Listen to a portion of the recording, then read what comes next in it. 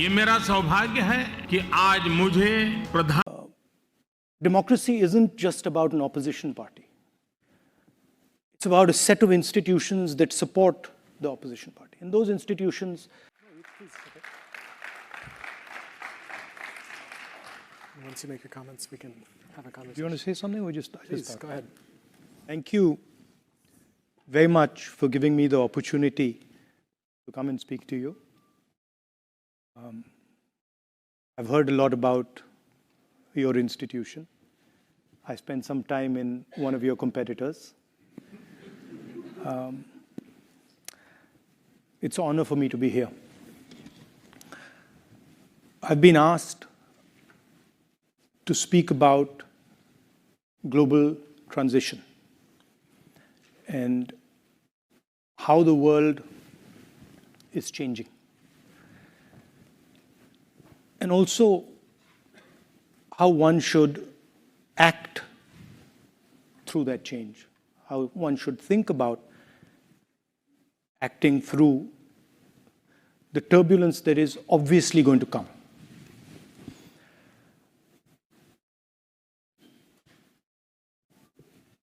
I heard in the introduction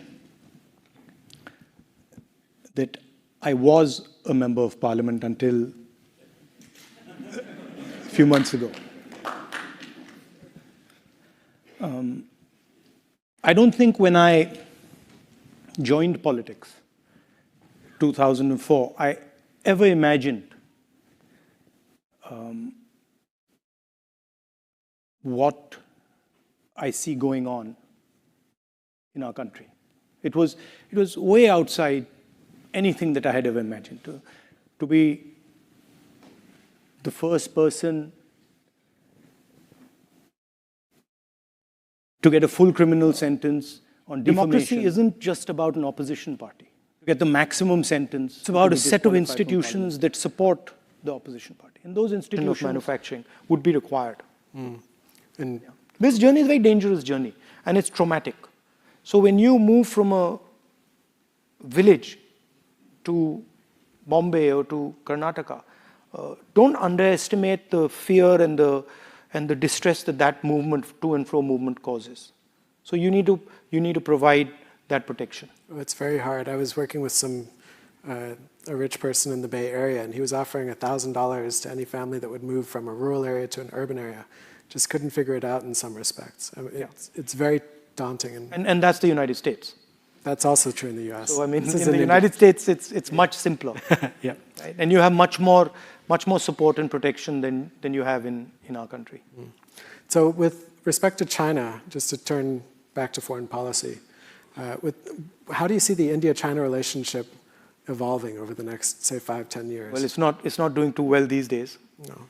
No. That's an understatement. Yeah, it's rough right now. I mean, they've occupied some of our territory. It's rough. It's not going to be an easy relationship. Do you see some sort of difference between you and the ruling party right now in China? Because they also seem to be quite tough and concerned. I mean, the question, India cannot be pushed around. So that certainly is not going to be allowed. It's not going to happen.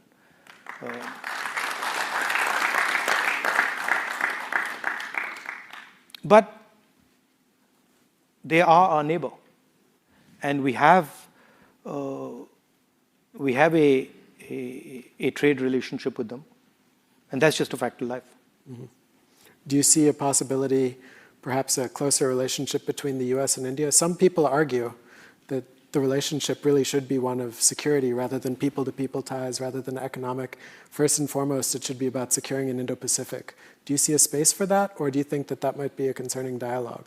I think there is a space for a security relationship, but we have to answer the question of productivity, right? Because you cannot simply ignore the manufacturing might of China, right? You have to compete with them. It's not, I don't think it's an option.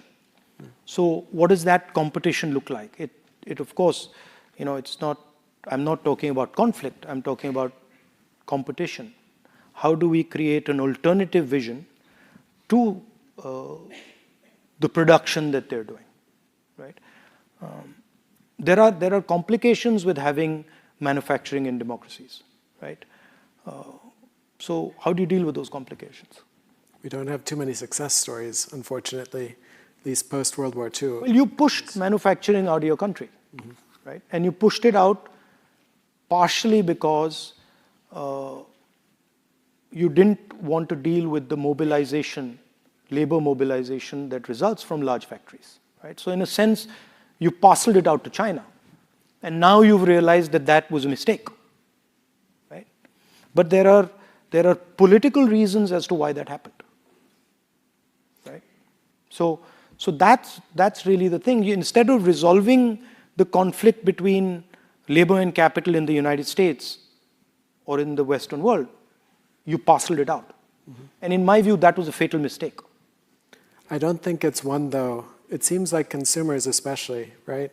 They care about prices at the end of the day. We like to think that we care about climate, we care about how people are treated, labor standards. Are you saying that India should compete with China on a price front, or should India be offering something else? No, I'm saying, I think that's black and white. Do you compete on price or do you compete on something else? I'm saying that have a vision for manufacturing, right? Have a vision for, what's our problem? Our problem right now is that we have millions of people, millions and millions of people who we simply cannot employ through services, right? You just don't have the spin-off jobs in services that you have in manufacturing. A car factory produces a whole bunch of auxiliary units, produce another set of auxiliary units. So it's an entire network where you can give many, many more people jobs. So this idea that, we can just ignore manufacturing and we can just run a service-based economy, you'll have huge social problems in India. You won't be able to deal with them because you'll have massive amounts of unemployed people. Which is what we're seeing these days. Unemployment's very high. So exactly, and if you look at unemployment, it's rising. As manufacturing is dropping, unemployment is rising. Right? It's directly connected. That makes sense. It's a hard thing to do, right? It's not an easy thing to do. It's much harder, frankly, for the West to do it than for us to do it. But it's got to be done. There's certain elements of it that you will do better than us. There's certain elements of it that we will do better than you. But it's got to be done. Makes sense. In the time remaining, I've collected some questions from students. They were collected prior to your speech. I was hoping for some softball questions on the Yatra. The last few nights, I've been binge watching what you ate and what you did, all of these sorts of lifestyle questions. But alas, Stanford students failed me. They've got some tough questions for you. I'm fine with tough questions. Great. So the first one is from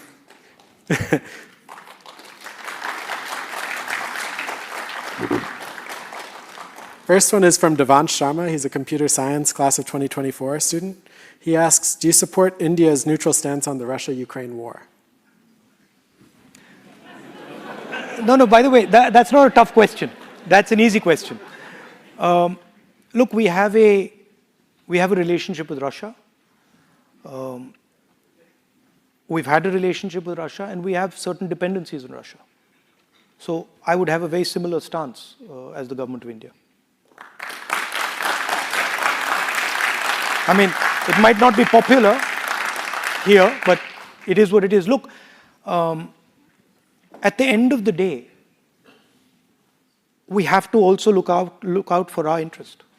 But don't you see a role, I mean, if you've got your interests tied so closely to Russia, over time evolving those interests so that India can stand up on its own 2 feet to a certain extent, a little bit more?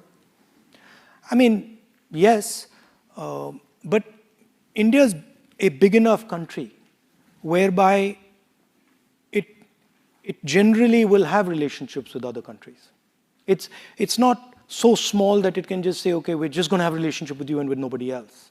It's actually difficult for us to do. So we will always have these type of relationships. We will have better relationship with some people, evolving relationships with other people. So that balance is there. But to say that, okay, India will not have a relationship with this set of people, that's difficult for India to do. And the present government has recognized that the territorial integrity of Ukraine, it is important, and that's something, yes, especially with China on your borders, that you have to be also cognizant of. So their position is colored. It's not a black and white in the case of the government. Next question comes from Arman Sharma, bioengineering class of 2024. Over the last few years, your international presence has skyrocketed. You've delivered message at universities and clubs across US, UK, and more. Here I'm trying to make Stanford feel special, but unfortunately we were among the last to get you. When we see struggles between the ruling party and the opposition in other democracies, we hardly ever see the opposition seeking international support outside the foreign ministry. You've gone rogue in some respects. No, right? I'm not seeking support from anybody. I'm very clear that our fight is our fight, right? And the BJP likes to twist this stuff, but no, I'm not seeking support from anybody. But there is a group of young students from India here, and I want to have a relationship with them, and I want to talk to them, right? And I think it's my right to do it. I mean, I don't understand why the Prime Minister doesn't come here and do it. Prime Minister Modi, you're welcome at Stanford anytime. We would love to have you as well. Come and have a chat, you know what I mean? We've been fortunate to have... Answer some hard questions.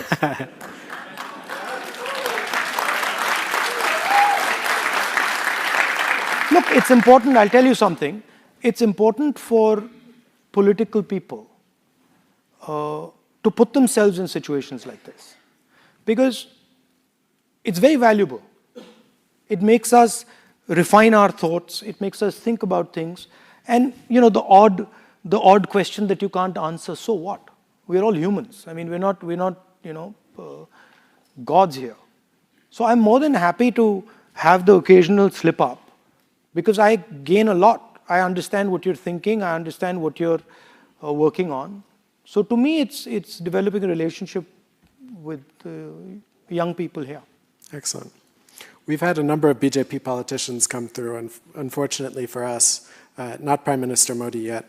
Let me ask one other question, and this is from Reina Bhatia, bioengineering and international relations student, class of 2025.